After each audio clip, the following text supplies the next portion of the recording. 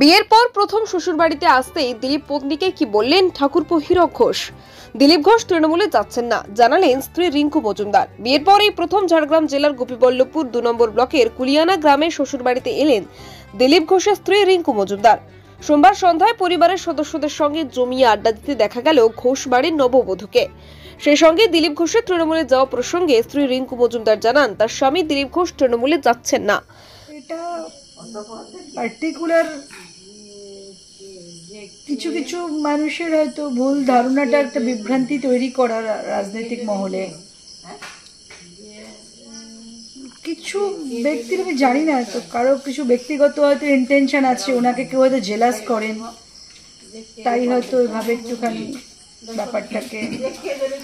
আগামীকাল বঙ্গ বিজেপির যে বৈঠক, সেখানেই দিলীপ দাকে ডাকা হয়নি, এমনটাই কিন্তু সব জায়গায় জানা যাচ্ছে। এই বিষয়টাকে নিয়ে কি বলবেন? উনি তো এখন কোনো পোর্টফোলিও হোল্ড করছেন না পার্টির, তো কখনো কখনো ডাকেন, তো তখন তো জানতো উনি। যেমন এই অ্যাক্টিভ মেম্বারশিপ ক্যাম্পেইনের জন্য ওনাকে বলেছিলেন, তো উনি গেছেন, অনেক জায়গায় ক্যাম্পেইন করেছেন, কাজ করেছেন। শেষ প্রশ্ন, দিলীপ দা কি তৃণমূলে যাচ্ছেন, যেটা রাজনৈতিক মহলে এই মুহূর্তে চর্চার বিষয় হয়ে দাঁড়িয়েছেন? কোনো দিনই না, এটা কোনো দিনও সম্ভব না। Thank you.